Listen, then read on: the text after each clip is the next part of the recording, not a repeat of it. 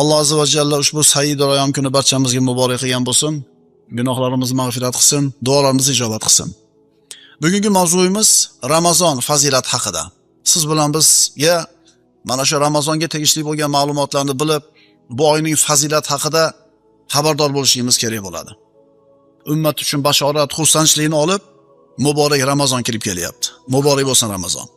Biz ustimizga birodarlar, xayriyat, barakat, mag'firat hamda do'zaxdan ozod bo'lishlik oyi, Ramazon oyi kelyapti. Muborak bo'lsin. Bu muborak oyda Alloh taoloning rahmati va marhamati mu'minlarga serob bo'lib yog'ilib turadi. Kim mana shu oyning xayriyatidan mahrum bo'lgan bo'lsa, haqiqatan mahrum odam ekan. Chunki Alloh biladi birodarlar, keyingi Ramazonga biz yetamizmi, yo'qmi? Toat, mag'firat oyi, nur, hidoyat oyi, Qur'on tilovati bo'lgan, barakat bo'lgan oy birodarlar. Buni g'animat bilishimiz kerak. G'animat bilishimiz kerak. Albatta siz bilan biz mu'minlar bu oyni hurmati siz bilan bizni qalbimizda oliy, makonati ulug' birodarlar. Mana shu oyda butun olamlarga rahmat bo'lib Muhammad Mustafa sallallohu alayhi vasallam payg'ambar bo'lib yuborilganlar. Rasululloh sallallohu alayhi vasallamning mana shu oy kirganda sahobalarga bir bashorat qilib aytgan bir qancha hadislarni o'qiymiz. Bu oyning fazilati, bu oyda qilingan amallarning bir boshqa oydagi amallardan farqi bir qator eslab qo'yamiz. Chunki bu narsalarni doim biz eshitamiz har Ramazonda. Alloh taolo aytadi, astagfirullah, fazakkir fa inna zikra tanfa'ul mu'minin. Eslating, eslatma bering, zero eslatma mu'minlarga foyda qiladi. Sizni ilm ahli ekanligingizni belgisi bor. Ya'ni siz ilm ahlidanmisiz, tolibi ilmmisiz? Belgisi shuki, 1000 marta eshitgan masalangizni 1001-marta eshitayotganingizda ham xuddi birinchi marta eshitayotgandek tinglab diqqat qilib o'tirgan bo'lsangiz, demak siz ilm ahlidansiz. Bu hadislarni eshitganmiz, bu hadislar oyatlarni bilamiz. Bilasizlar. Lekin hozirgi aytayotgan oyatga muvofiq eslatma berish kimlarga foyda qilar ekan? Mu'minlarga. Payg'ambarimiz sollallohu alayhi vasallam marhamat qiladilar, Imom Ahmaddan bu hadis. Qad ja'akum shahru Ramazon, shahrun muborak. Tahqiq ustingizga Ramazon oyi keldi. Muborak oy. Iftaradallohu alaykum siyamahu. Alloh uning ro'zasini sizlarga farz qildi. Yuftahu fihi abwabul janna va yughlaqu fihi abwabul jahim. Bu oyda jannat eshiklari ochiladi. Jahannam eshiklari berkiladi. Va tughallu fihi shayatin. Shaytonlar bu oyda bog'lanadi. Fihi laylatun khayrun min alfi shahrin. Unda 1000 oydan afzal bo'lgan bir kecha bor, Qadr kechasi. Man hurima khayraha faqad hurim. Mana shunday muborak oyni xayriyatidan kim mahrum bo'lgan bo'lsa, haqiqatan mahrum bo'libdi. Ramazon muborak bo'lsin birodarlar. Intiqib siz bilan biz xursandchilik bilan kutgan muborak oy keldi. Bu kelayotgan oyni xursandchilik bilan kutib olish yoki unga siqilishlik ikkita narsaga bog'liq. O'lchov va tushuncha. Qilayotgan ishingiz haqida tasavvuringiz to'g'ri bo'lsa, shu ishni qilayotganingizda sizga u ish huzur beradi. Qiylanib topgan pulingizdan sadaqa beryapsiz. Qiylanib topgan pulingizdan zakot beryapsiz. Agar nima qilayotganligingiz haqida tasavvuringiz to'g'ri bo'lsa, u berishlik sizga huzur bag'ishlaydi, xuddi olishlik huzur bag'ishlaganidek. Demak, qilayotgan ishimiz haqida nima qilaylik? Qo'limizdagi telefonga zaryadka kerak. Kim bir marta, kim 2 marta zaryadka qiladi. Shu zaryadkasi tugab qolsa telefon o'chib qoladi. Siz bilan biz birodarlar, namozimiz bir kundagi 5 marta qilinadigan zaryadka. Dunyo bilan bo'lib, qalbimiz dunyoga berilib, siqilib, bo'g'ilib turgan paytimizda namozga kelsak, bir iymonimiz quvvat oladida zaryadka olib qolamiz. Haftalik zaryadka bor. Bu juma namozi. Oyat, hadis, qissalar. Endi yillik bo'ladigan zaryadka bor. Bu nima? Ramazon ro'zasi. 1 yillik ozuqani olishligimiz kerak. Ramazon sabr oyi birodarlar. Shuning uchun Alloh azza va jalla siz bilan bizga Ramazon ro'zasini buyurdi. Allohga kerakmi biz ro'za tutishimiz? Kerak emas. Nimaga buyurdi? Har bitta buyruqning orqasida hikmat bor. har bitta shariatimizda qaytarilgan, man qilingan ishni shu man qilinishligida hikmat bor. Payg'ambarimiz sollallohu alayhi vasallam aytadilar: "Man lam yada qawla zur va amala bihi, falaysa lillahi haja fi an yada ta'amahu va sharabahu." Kim roza tutgan odamlar ichida deyapti payg'ambarimiz, kim yolg'on gapni to'xtatmasa roza tutib turib va mana shu yolg'on gapga bo'lgan amalni to'xtatmasa, bu odamni yemay ichmay qo'yganini Allohga keragi yo'q. Birodarlar, rozadan maqsad yemay qo'yish, bir qator organizmni rohatlantirish, bir qator bir nima qilish, shlaglarni chiqarish emas. Astagfirullah. Ya ayyuhallazina amanu kutiba alaykumus siyamu kama kutiba alal ladina min qablikum la'allakum tattaqun. Ey iymon keltirganlar, sizlardan avvalgi ummatlarga farz qilinganidek, sizlarga ham roza tutishlik farz qilindi. Maqsad nima edi? La'allakum tattaqun. Shoyat taqvodor bo'lsanglar. Rozadan maqsad taqvo. Rozadan maqsad taqvo. Uyqusi yaxshi odamlarning rashodini qarang. Peshinda o'qib turib bitta tashlasam, asrgacha uxlaydi, qoyil. O'sha bir hisobda yaxshi, bunaqa odam uxlagani yaxshi, chunki o'g'o bo'lsa gunoh qilgandan ko'ra telefon o'ynab, har xil narsani ko'rib. Nima qilgani yaxshi? Uxlagani yaxshi. Lekin birodarlar, u rozadan maqsad uxlash emasda. Bizni rozamiz o'sha sahobalarda hayotidagi bo'lgan roza bilan taqqoslasak, bizni rozamiz uyqu va ovqat oyi. Birodarlar, roza tutishdan maqsad kelinlar ertamandan kechgacha oshxonada qolib ketmasin. Boshqa oyda yemaydigan ovqatlarni qilib yeymiz. Nima demadinglar? Kelinglar o'sha kelinlarga ham ozgina fursat beraylik.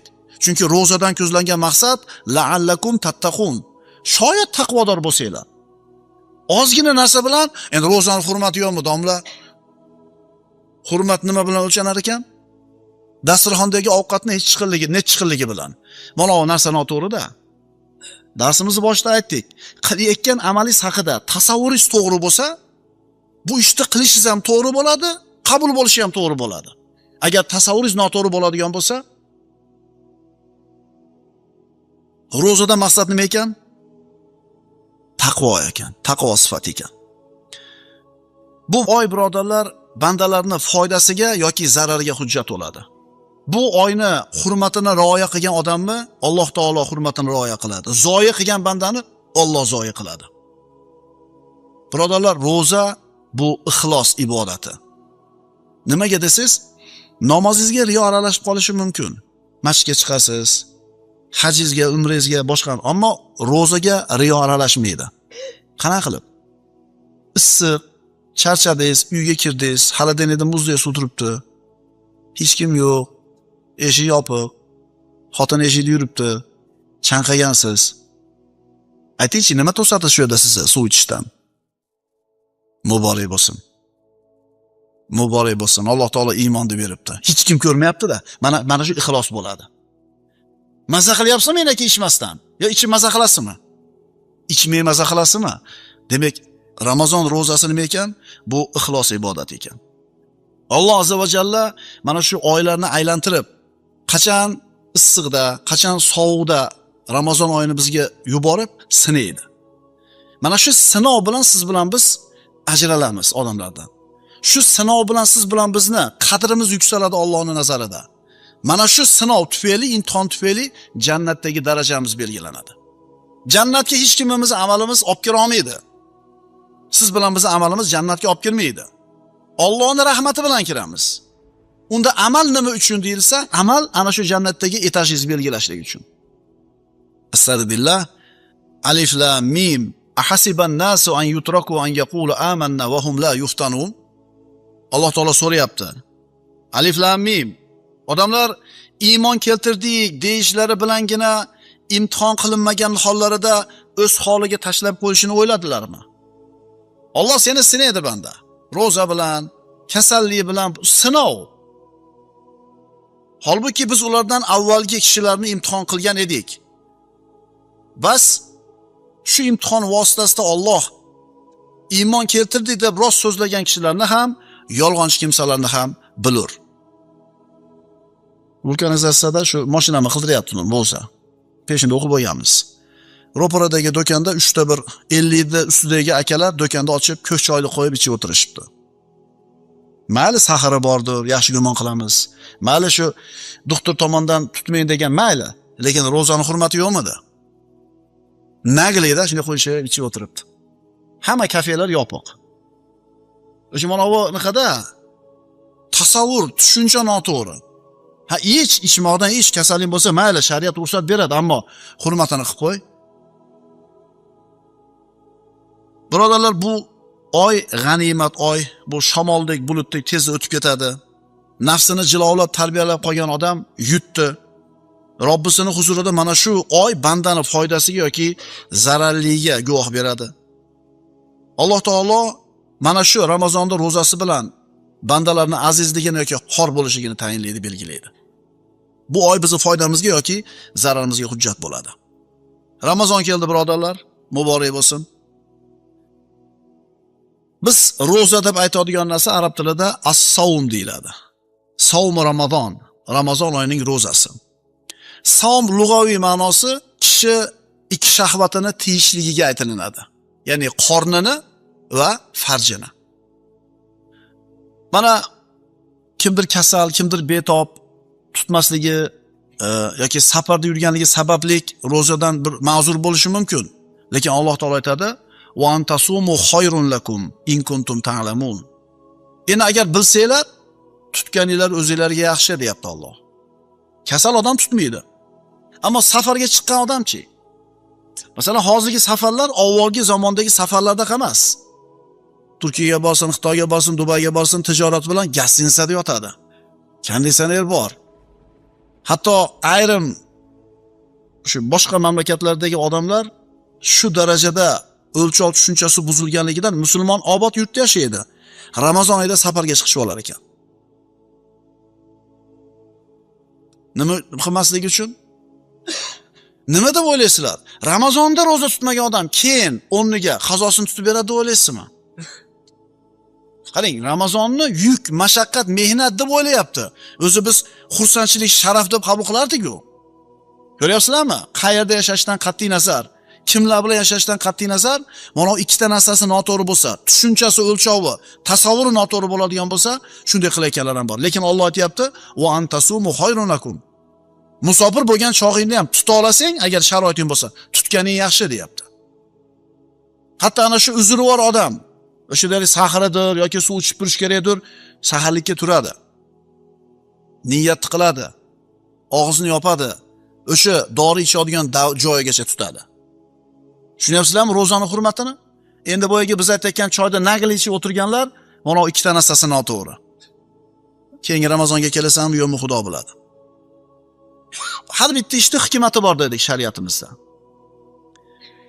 Agar ota bolasiga tishini yuvib ol bolam desa, u buyrug'ini bajarishi oson. Chunki bu buyruqni orqasidagi foydani biladi bola. Siz bilan bizga Alloh taolo zino qilma, o'g'illik qilma, tarozidan urma dedi. Uni orqasidagi hikmatni tushunamizda, bajarishimiz oson. Endi siz bilan bizga buyurilgan buyruqni orqasidagi hikmatni tushunmasak, bajarishimiz qiyin bo'ladi. Endi ota bolasiga tishini yuv desa, orqasidagi foydasini tushungani uchun oson itoat qiladi. Endi tayyor turgan ovqatni qonni ochib turganda bolam yema desa, nimaga deydi? Nimaga deydi? Yana qaytarib aytaman. Siz hikmatini tushungan ishni, buyrug'ini bajarish oson bo'ladi. Ammo siz hikmatini tushuna olmasangiz, qiyin bo'ladi. Endi sizni nima majbur qiladi kunduzida och qolishlikka, chanqashlikka, joningizni, nafsingizni qiynashlikka nima majbur qiladi? Iymoningiz. Iymoningiz nima deyapti? Modomiki Alloh taolo shu ishni qil dedimi? Demak, buning orqasida ulkan katta bir foyda, hikmat bor. Robbingizga bo'lgan iymoningiz sizni ovqatdan to'sadi. Tushunarlimi? Yana qaytarib aytaman, muborak bo'lsin, bu iymon bu. Hech kim ko'rmayapti. Ha, tutdim deb qo'ysangiz kim bilib o'tiribdi? Tiling chiqarchi deydimi? Qayerdan biladi? Bu faqat mo'min odam qiladigan ixlos ibodati, sabr ibodati. Orqasidagi hikmatni siz bilan biz tushuna olmasak ham, bo'yin sunayotganligimiz siz bilan bizni Allohga bo'lgan iymonimizni, ishonchimiz alomati. inson o'zini nafsini isloh qilishligida, sulukiyatini tuzatishda ro'zani birodarlar ahamiyati katta. Shuning uchun juda ko'p amallar mana shu ro'za tutishlik bilan gunoh bo'lgan amallar kafforat qilinadi. Mana hikmatlaridan bittasi. Uylanishlikka imkoniyati bo'lmayotgan yigitlarga shariat ro'za tutishlikni tavsiya qiladi. Chunki mana shu shahvatni sindirishlik, nafsni jilolashlikka eng kuchli qurollardan bittasi. Bir inson bir narsani xohlayapti, unga imkoniyati yo'q. Yana bitta odam shu narsani xohlayapti, imkoniyati bor. Qaysinisini shu ishdan tiyilishi qiyinroq?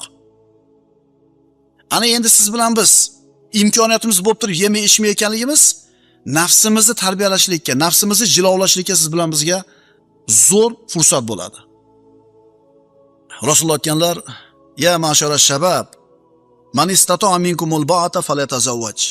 Ey bo'ydoqlar jamoasi, ey yigitlar, kiminglar uylanishlikka imkoniyati bo'lsa, uylansin. "Va man lam yastati' fa alayhi bis-sawm fa innahu lahu bija'un." Endi kim uylanishlikka imkoniyati bo'lmasa, ro'za tutsin. Chunki u ro'za ana shu yigit uchun shahvatni sindirishlik. "Was-so'imina was-so'imat wal-hafizina furujahum wal-hafizat." Ro'za tutuvchi erkaklar, ro'za tutuvchi ayollar, avratlarini saqlovchi erkaklar va avratlarini haromdan saqlovchi bo'lgan ayollar.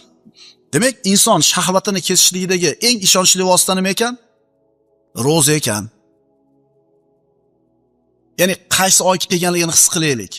Uxlab nima qilmaylik, beparvolik bilan o'tkazib yormaylik, birodarlar.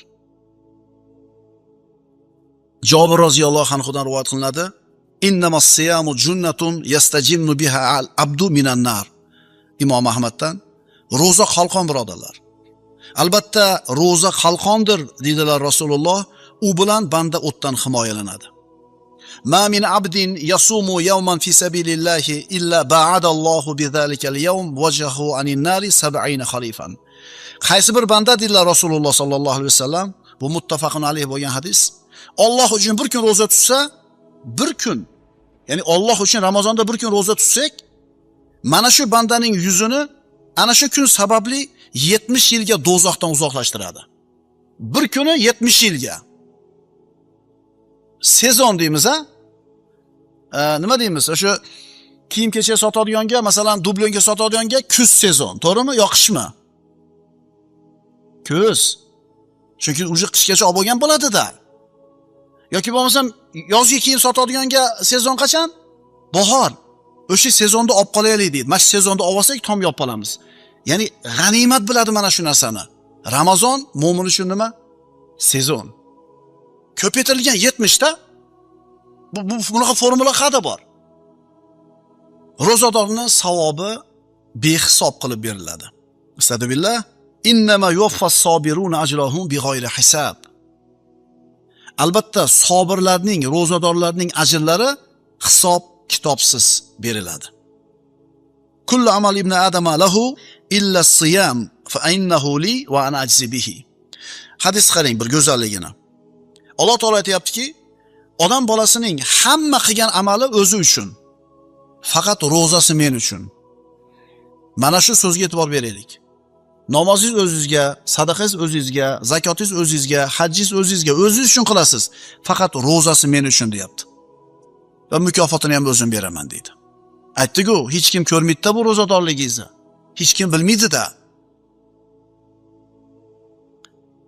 Payg'ambarimiz boshqa hadisda marhamat qiladilar.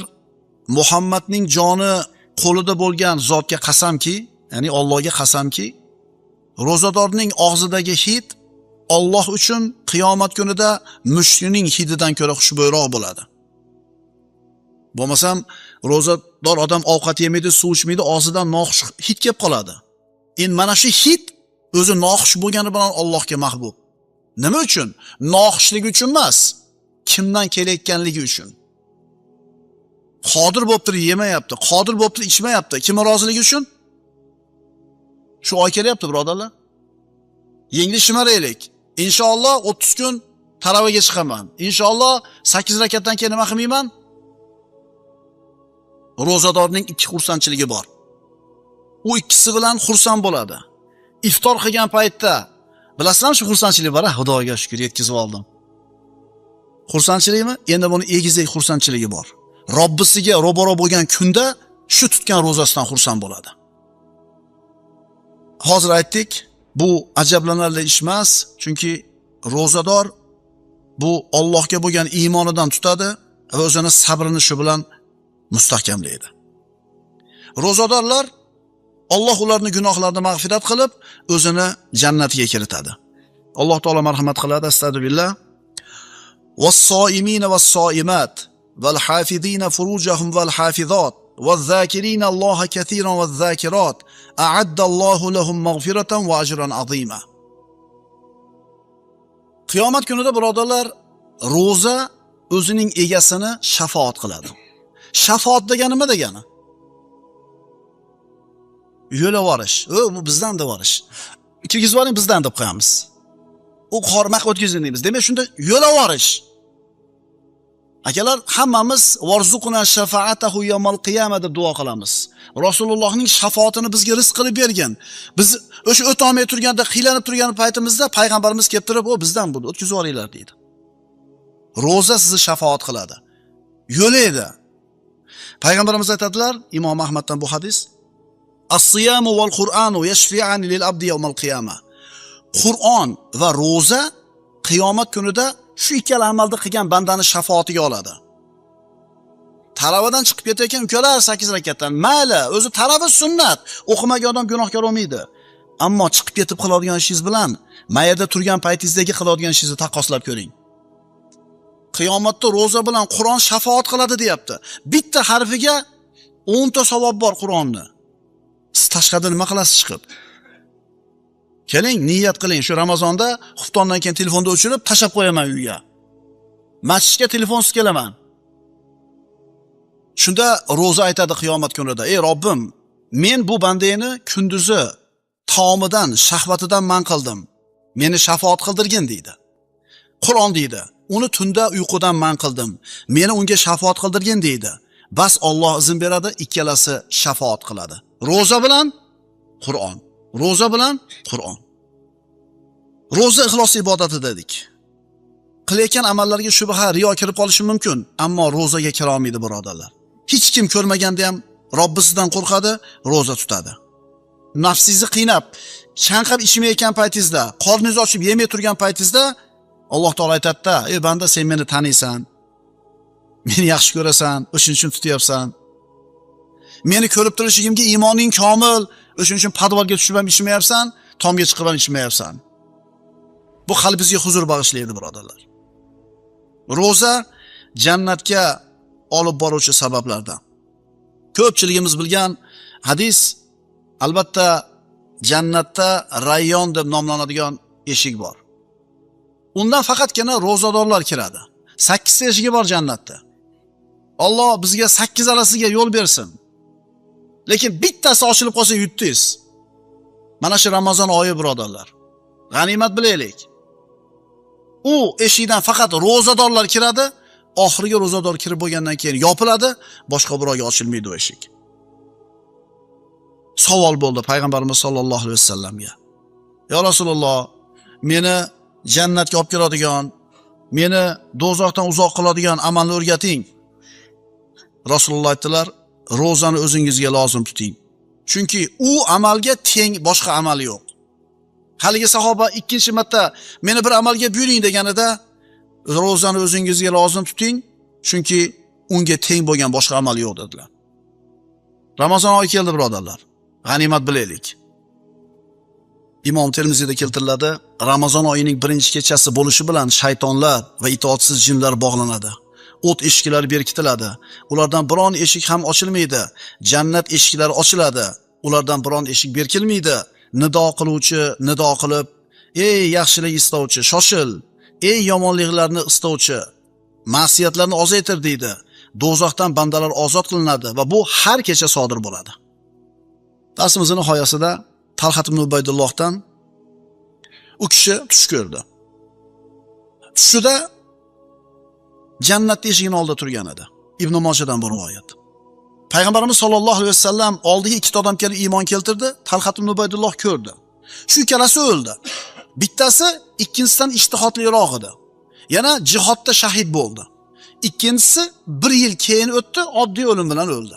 Endi mana shu ikkala kishini Talhat ibn Ubaydulloh roziyallohu anhu jannat eshigi oldida ko'rdi. Uchalamiz turgan ekanmiz dedi.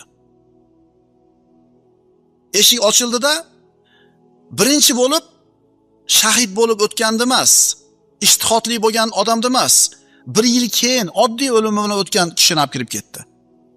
So'ngra qaytib chiqdi, yana ikkinchi boyagi odamni shahid bo'lgan odamni olib kirib ketdi. Uni qo'yib chiqqandan keyin senga hali bu yer mumkin bo'lmadi. Qayt dedi, qaytdim. Uyg'ondida shu tushini aytib berdi. Odamlar hayron bo'lishdi subhanalloh deb. Shunda payg'ambarimiz sollallohu alayhi vasallam min ayyi zalika ta'jabun? Nimaga hayron bo'lyapsizlar deb so'radilar. Ular aytishdiki, "Ya Rasululloh, ikkalasi bir iymon keltirdi. Birinchisi taqvoliroq edi, ijtihodliroq edi, yana shahid bo'ldi. Ikkinchisi endi el qatori oddiy, yana oddiy o'limi bilan o'ldi. Qanday qilib u burun kirib ketadi?" dedi. Payg'ambarimiz aytdilar, "Alaysa qad makatha hada ba'dahu sana?" Ikkinchi o'lgan odam birinchi o'lgan odamdan 1 yil ko'proq yashadimi? Ha dedi sahobalar. "Va adraka Ramazona fasoma va salla kaza va kaza min sajdatin fi sana." Ramazon rozasini bitta oshiqcha tutdimi? Ya'ni 1 oy oshiqcha tutdimi rozani tutdi? 1 yillik namozda falon rakatini o'qidimi, sajdasini qildimi? Ha dedi. Rasululloh aytdilar, "Fama baynahuma ab'adu mimma baynas samai wal ard." Endi bu ikkalasining o'rtasidagi maqomdagi darajadagi martaba osmon bilan yer orasida katta farqi bor dedi. Mana birodarlar, o'tgan yilgi Ramazondan bu Ramazonga kim yetib keldi, kim yetib kelmadi? O'sha bitta Ramazonni oshiqcha tutdi, 1 yil namozni ko'p o'qigan odamning darajasi balandroq bo'ldi. Chunki Ramazonni tutdi u. 1 yil oshiqcha namoz o'qidi. Alloh azza va jalla xayrli amallarimiz bilan umrimizni barakotli qilsin. Kelayotgan Ramazonda hammamizga Alloh muborak qilsin. Mana shu shijoat bilan, muhabbat bilan, g'ayrat bilan tutaylik. Muhabbat bilan qilingan amal sizga rohat beradi. Shuning uchun qilayotgan ishimizga agar muhabbat bilan yondoshadigan bo'lsak, qilayotgan ishimizga tushunchamiz, o'lchovimiz to'g'ri bo'lgan bo'lsa, u bizga mashaqqat bo'lishligi kerak emas. Alloh azza va jalla hammamizga Ramazonni muborak qilgan bo'lsin. Musulmon odam Ramazon sharifni kelishligi bilan juda bir qattiq quvonadi. Chunki bu oyda Alloh taoloning mu'minlarga bo'lgan rahmati, ularga bo'lgan fazli, karami qanchalik katta bo'lishligini biladi. Mana shu narsani his qiladi, albatta xursand bo'ladi. Faraz qiling, bir xonadonga bir pul sarf qilinsa, ota tutkizolmayotgan tomini yopib oldi. Balki bir 10 ming so'm sarflab tomini yopib oldi. Qanaqa quvonadi. Katta bir g'amini, katta bir tashvishi ko'tarildi, xursand bo'ladi. Lekin oltiga kirgan bolachasiga bu narsa quvonch bag'ishlamaydi. Chunki u nima ishi bor tom bilan. Endi uyga bir 5 ming so'mga bitta pilisos olib kelib berdi bu ota. Ayoli quvonadi. Ishim yengil bo'ldi deydi. Lekin boyagi bolaga buni ham farqi yo'q. Chunki uni nima ishi bor, uyni tozalashlaydi. Chunki bu bolaning qalbi o'ziga xos narsalar bilan, boshqa narsalar bilan quvonadi. Arzimagan 2 ming so'mga bitta velosiped olib beradigan bo'lsa, mana shunga quvonadi. Nimaga desiz, bu bolaning qalbida ana shu valasabga bo'lgan muhabbat bor. Xuddi shunga o'xshagandek, lillahil masalul a'la. Ramazon kirganda bir insonlar bor, umuman parvoz falak. Demak, ularning qalbida Ramazon yo'q. Allohga bo'lgan muhabbat, Allohga bo'lgan ishtiyoq yo'q, o'shuning uchun xursand bo'lmayapti. Yana kimdir Ramazon kelishini intiqlik bilan kutadi, kelganda quvonadi. Kimdir yuragi siqiladi. Xullas, Ramazonning kirishi siz bilan bizni quvontirayotgan bo'lsa, alhamdulillah. Agar Ramazonning kelishligi siz bilan bizga umuman farqi bo'lmayotgan bo'lsa, istig'for aytaylik birodarlar. Istig'for aytaylik. Chunki 12 oyning ichida hech qaysi oyda Ramazon oyida musulmonga yetgan fazl marhamat yetmaydi. Xursand bo'lyapmizmi Ramazonga? Mana inshaalloh mana shu 30 kun barakotli kechalarni, barakotli kunlarni avvalgizda o'tiribmiz. Mana bugundan inshaalloh bir sidq dildan azmi qaror bilan niyat qilaylikki, Parvardigor Ramazon chiqib o'zini gunohlardan tozalagan bandalar qatoriga meni ham qo'shgin. Mashhur hadis, Nabiy sallallohu alayhi vasallam minbarga ko'tarilayotib, "Amin" dedilar. Amin, amin 3 marta takrorladi mana shu so'zni. Sahobalar bu aminning sababini so'raganlarida mashhur hadis. Har Ramazonda aytamiz, lekin tazkir bobidan takrorlaymiz. Nimaga 3 marta amin dedingiz? Deganlarda payg'ambarimiz sollallohu alayhi vasallam birinchisi nima dedi? Nima uchun amin dedi? Sizni ismingiz zikr qilinganda sizga salovat aytmagan odamni burni yerga ishqalsin. Amin deng dedi Jibril. Men amin dedim. Demak, Nabiy sallallohu alayhi vasallam ismi zikr qilinganda alayhissalatu vassallam sallallohu alayhi vasallam demagan odam burni yerga ishqalsin. Rasululloh sollallohu alayhi vasallam duo qilganlar. Ikkinchi marta amin deyishligining sababi nima bo'ldi? Bitta yoki ikkala ota-onasi tirik turgan bir farzand. Shular tiriklik davrida ularning duolarini olib, jannatni o'ziga lozim, vojib qilmagan farzandni burni yerga ishqalsin. Amin deng dedi Nabiy Jibril alayhisalom. Nabiy sallallohu alayhi vasallam amin dedilar.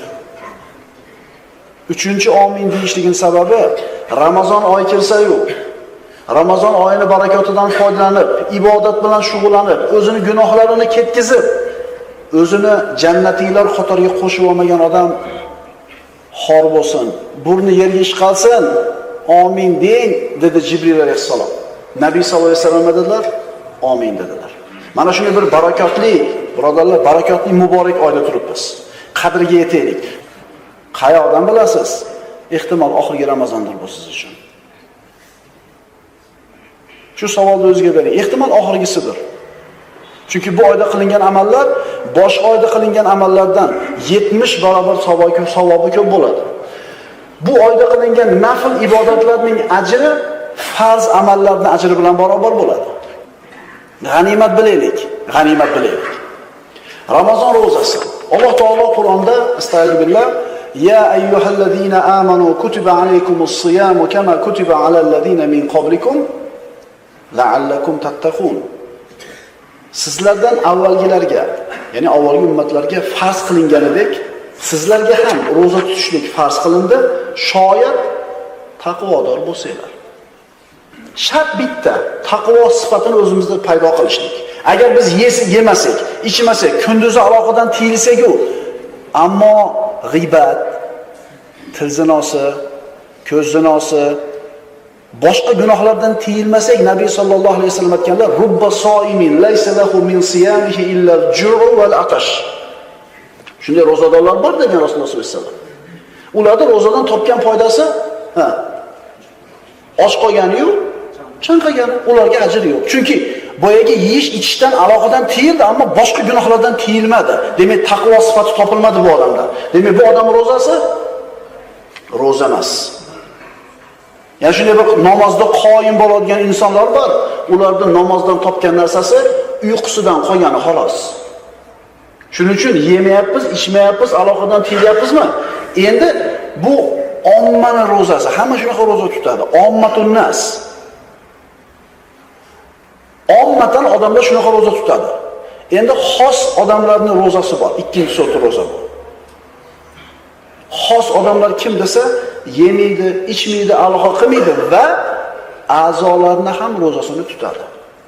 Ko'zini tiyadi, qo'lini tiyadi. Bu ikkinchi.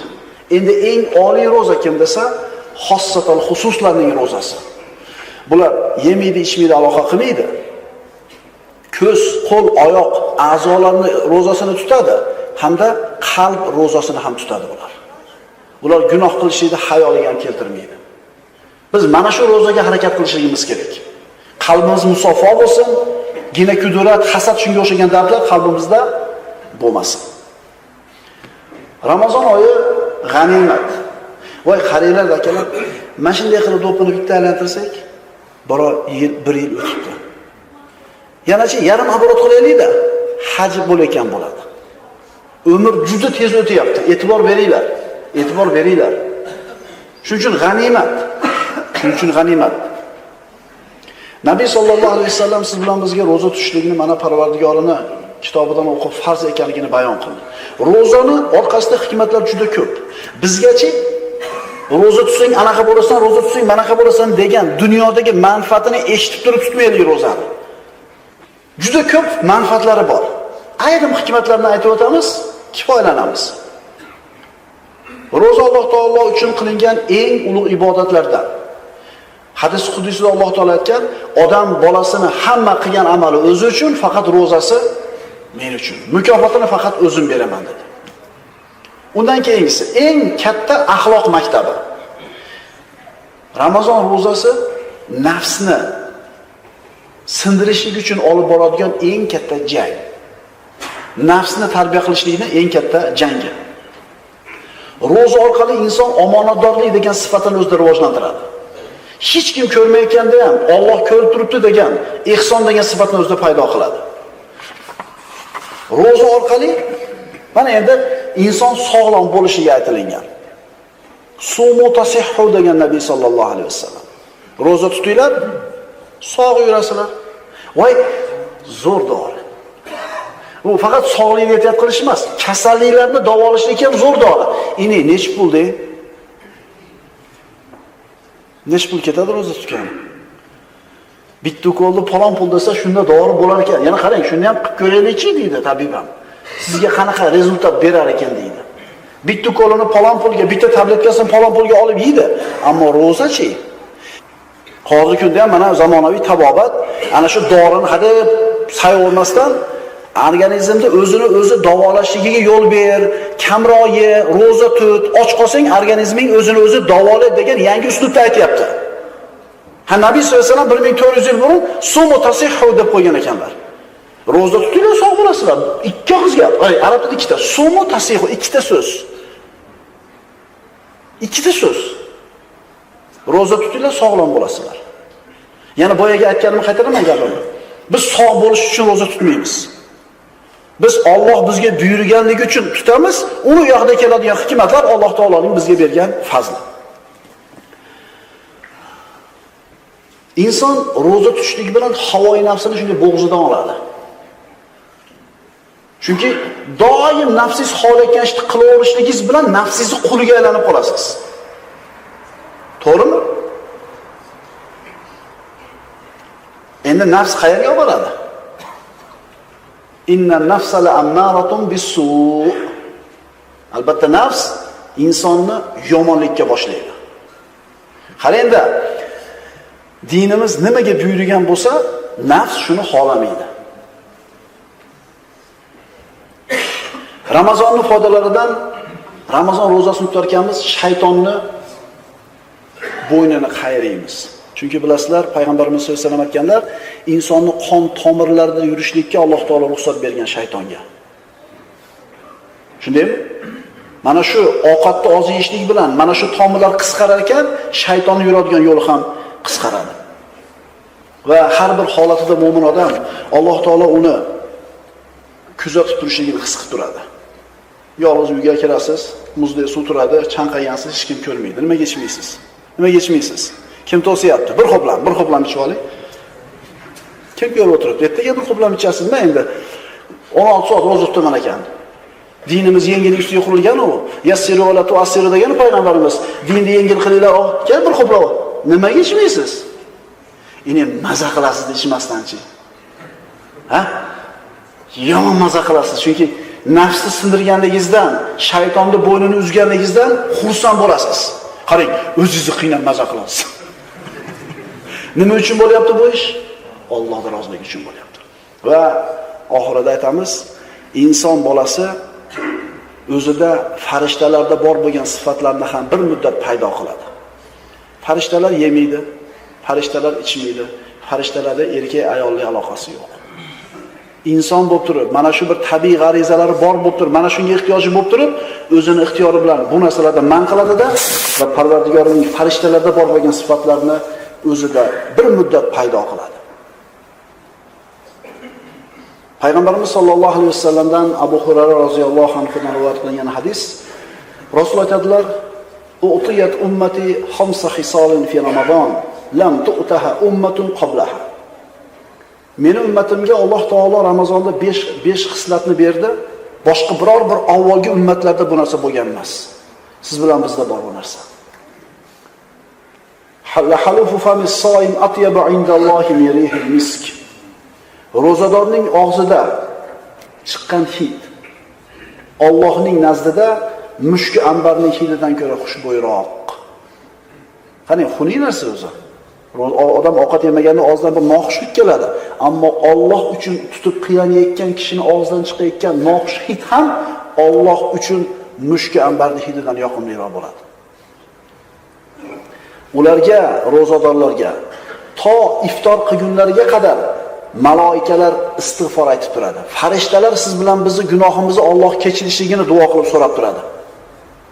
Uchinchidan, Alloh azza va jalla har kuni jannatga aytadi: "Solih bandalarim mashaqqat va ozorlardan qutulib, senga kelishlariga oz qoldi" deydi.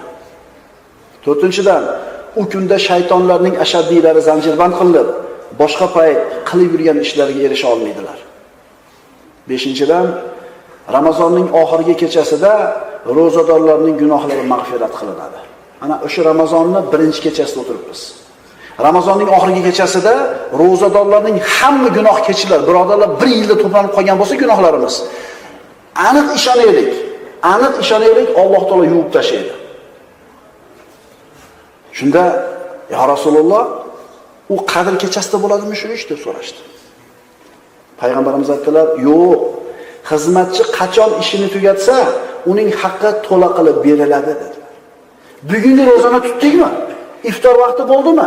1 kunlik ro'za tugadimi? Alloh taolo gunohni yuvib kechiradi. Gunohni yuvib kechiradi. Kim Allohning rahmatiga, mag'firatiga muhtoj emas? Demak, mana shunday bir muborak oyning muborak birinchi kechasida o'tiribmiz. Kelinglar bir o'zimizga bir ahd qilaylik. Taravih namozlarining birortasini qoldirmaylik. Qur'on tilovatida hozir bo'laylik. Agar o'qishni bilmasak, toqatimiz bo'lmasa, o'rganmagan bo'lsak, eng kamida somiy bo'lib mana shu savobga ega bo'laylik. O'zimizga bir ahd beraylik, va'da beraylik. Inechi yoshlar, mana haqiqiy ro'zadorlar sinaladigan kunlarda tutyapmiz. Hamda aytinglar, kuch-quvvatga to'lgan paytinglarda keldi. Mana shu kunda tutdingizmi? Endi qishda tutish, bahorda, kuzda tutish hech narsa emas. Mana o'zimizni sinadigan payt keldi. Uddasidan chiqamizmi, yo'qmi? Alloh taolo bu oyni hammamizga barakatli qilgan bo'lsin. Hammamizga Alloh taolo sabr bersin, amallarimizni qabul qilsin, davomiy qilsin hamda ixlosni bergan bo'lsin. Aqulu qawli hada va astagfirulloh li va lakum. Assalomu alaykum va rahmatullohi va barakatuh. Alloh azza va jalla ushbu sayyid ayom kuni barchamizga muborak qilgan bo'lsin. Gunohlarimizni mag'firat qilsin, duolarimizni ijobat qilsin. Bugungi mavzuyimiz Ramazon fazilati haqida. Siz bilan bizga mana